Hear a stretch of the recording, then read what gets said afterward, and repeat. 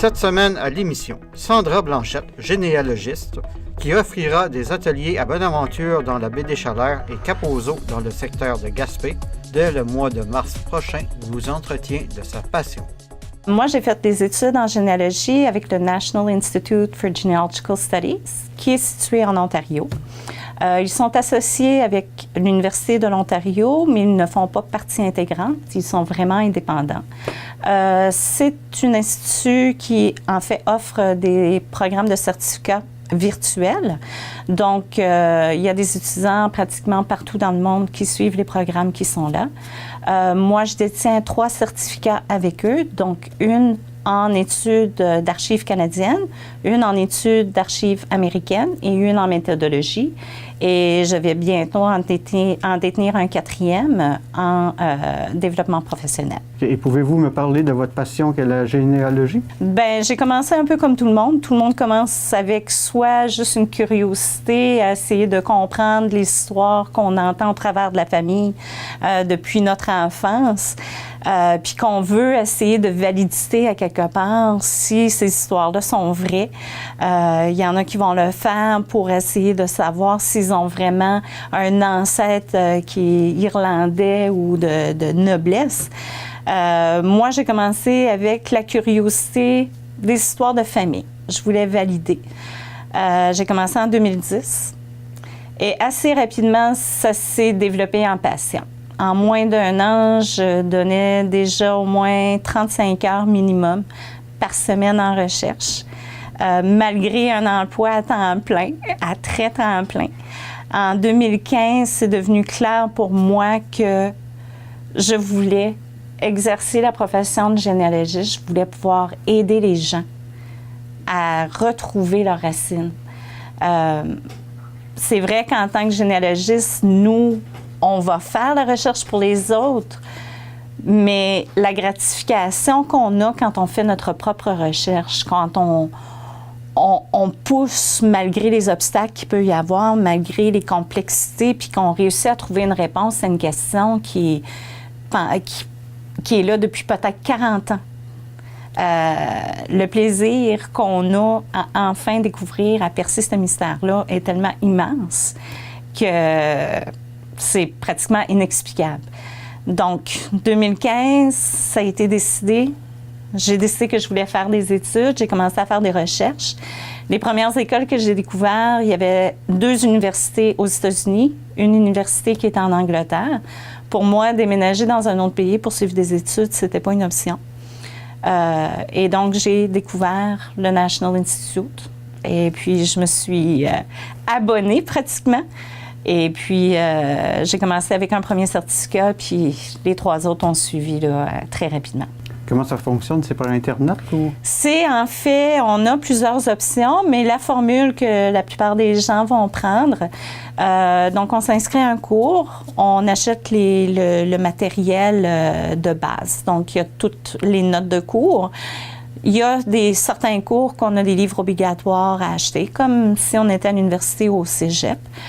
Dès qu'on reçoit ça, là, on se met à travailler sur tous les travaux.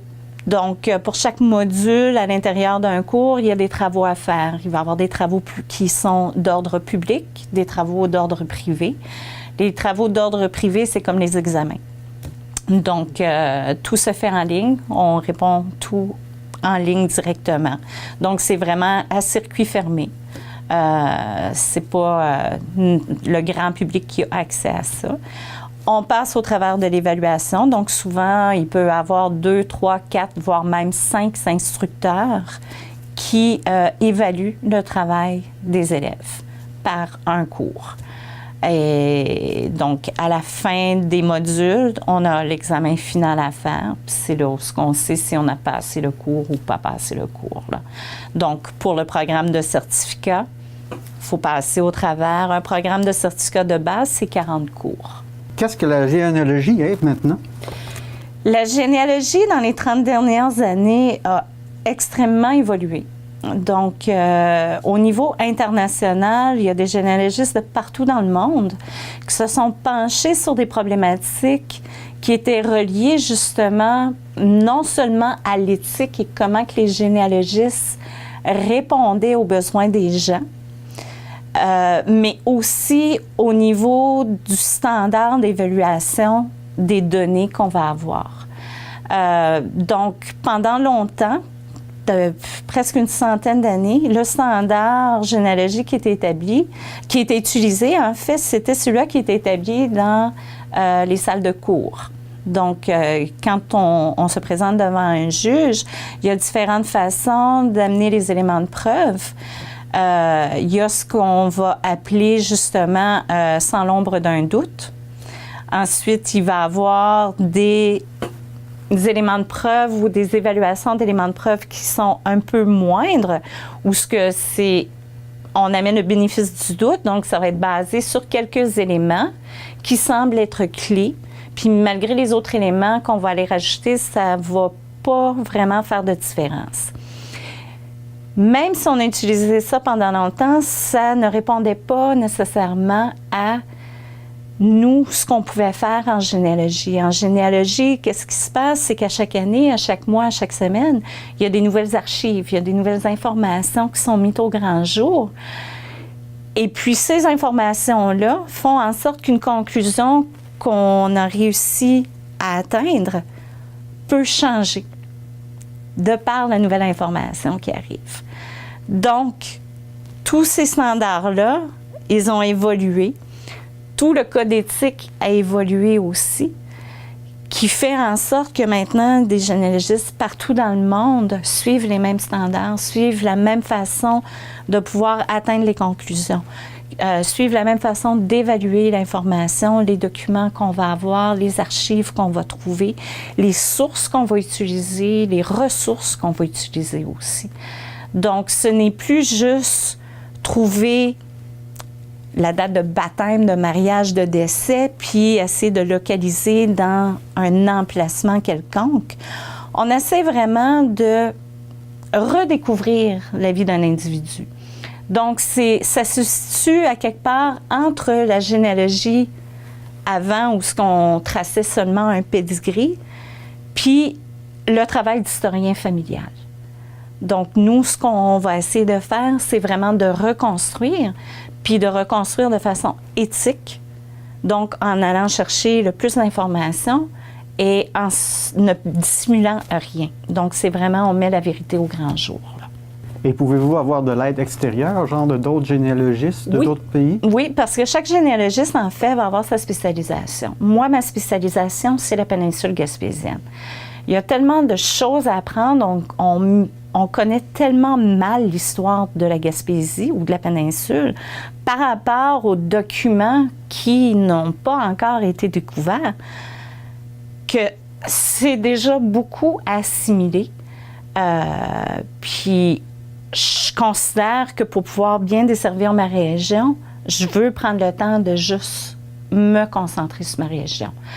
Par contre, si j'ai besoin d'avoir quelqu'un qui est vraiment très, très, très doué au niveau, bon, on a eu justement des colons qui étaient hollandais. Donc, si on retourne sur les cartes anciennes autour de Bonaventure, il y avait un emplacement qui s'appelait Man, M-A-N-N. Donc, c'était des Hollandais qui s'étaient implantés là. J'ai des généalogistes qui habitent en Hollande, qui habitent au Danemark, que eux, ils vont pouvoir justement aider les gens à traverser la frontière de l'océan Atlantique et pouvoir poursuivre leurs recherches là-bas. Aussi, des fois, au niveau juste de l'immigration, ce qu'il y a de disponible pour être capable de tracer les gens ici, des fois, il faut aller voir dans l'autre pays. Donc, peut-être que ça va être une liste de passagers sur les bateaux, ça va être des dossiers d'émigration. Quand ils ont quitté le pays, ils ont peut-être dû s'inscrire ou justement signer des papiers quelconques pour dire qu'il s'en allait, qu'il quittait, qu'il enlevait toute obligation du pays natal. Donc, entre généalogistes, on a des associations qui incluent des généalogistes de partout dans le monde, puis nous, on communique ensemble. Il y a certaines généalogies qui sont moins populaires, moins connues. Si on fait une généalogie au niveau de la dénomination religieuse juive. C'est très particulier, c'est très différent. On ne rentre pas dans les synagogues pour aller chercher des documents comme on va justement à une église catholique pour aller voir les registres paroissiaux. Donc, il y a des gens qui se sont spécialisés spécifiquement dans la recherche sur les racines juives. Donc, oui, effectivement, pour ce qui est en dehors de ma spécialisation, je vais toujours conseiller à mes clients quelques personnes que je sais en qui ils peuvent avoir confiance, puis qui vont pouvoir faire la sélection.